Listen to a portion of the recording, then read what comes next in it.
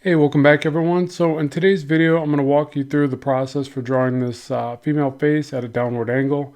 So I'll be using the Andre Loomis method. So initially just starting with the sphere or really badly drawn circle, finding the center line, slicing the side off this angle area right there, and then directing the center point downward. And so this basically allows me to know where I'm at in space and then add to it. The red lines are the divisions of the face, where you go from the hairline to the eyebrows, eyebrows to the nose, nose to the chin. They're equal 1/3 divisions. And so now I start to add in some plane changes.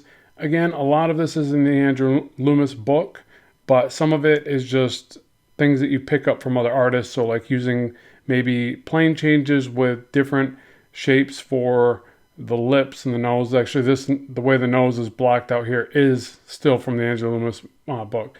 But I just want to always let you know that if you see slight variations, I think that generally what happens is we pick up things from other artists and then we kind of blend these ideas together.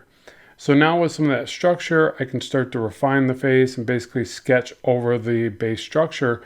Now, a lot of people will say, why don't you just go into drawing the face? And some artists do that really well. Well, they'll start with an eye, work over to the other eye, down to the nose.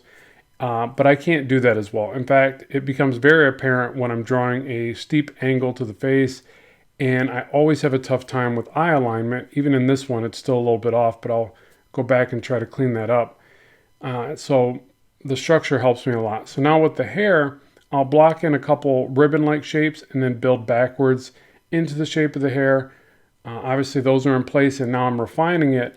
And so with the refinement, it's the same concept, but if you notice, I'm trying to use tighter lines in succession and small pockets of shadow to create a sense of variation in the forms and in the depth, because I don't want the hair to all, if you've ever seen hair illustrated where it looks like one big shape, right? You put one big highlight, one big shadow, and it groups it up into a shape. Well, that's not the hairstyle I'm going for. I'm going for more of a wavy, kind of curly hairstyle. So to do that, I need highs and lows in the form and volume. So the refinement, I try to do that. And then now I'm at the inking stage.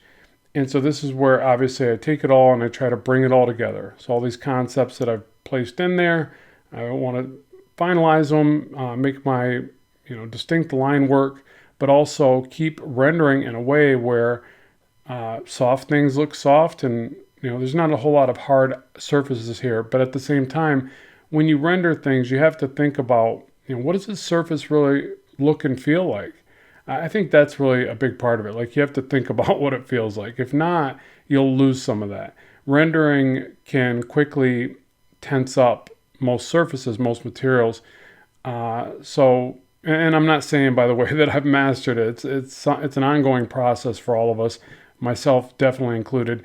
But what I mean to say there is that, for eyes to look like eyes, they have to look wet, right? They have to have a little glare in the right spot. And, the eyelashes need to be bold enough so it, gives a bit of intensity to the, or contrast, I should say, to all that. And then same thing with the face. Like if you don't put the curves in just the right spot, the cheekbone should look nice and curved. The chin should be smaller on a female, and also the curve for the jawline should be more of a curvature. I probably went a little too angular here at this point. I don't remember if I go back and fix that, but again, it's all of these things comparatively that make it work. And so with the hair, it's highs and lows, soft curvatures, a lot of S curves, volumes that look like S's and ribbons. And then they need a certain amount of variation of size and relation. They have to like interlock differently. If you repeat the same kind of, we'll say S hook, and you do it over and over again throughout the hair at the same size, it'll quickly look robotic or mechanical. It won't look like hair. Organic things typically have variation and a sense of fluidity. One of the things I like to think about when doing hair is like almost if I could picture wind or energy flowing through it. So just think of an idea of flow, I guess is the best way to put it. But again, when you render it, make sure to break up those intensities of where you're putting your more detailed shadows, and then even your thick to thin lines, in your line, like putting a group of lines together and then spacing it, another group of lines and then spacing it.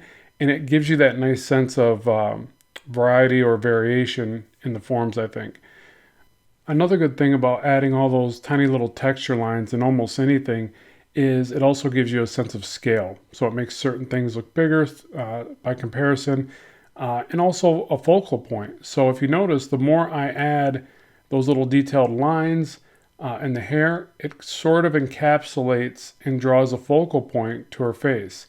Or at least that's the way I see it. So again, all these things kind of add up and culminate into, a finished piece of art. But so hopefully you enjoyed today's video. I'd love to know what you think. More on the way soon. Good luck with the art, and bye for now.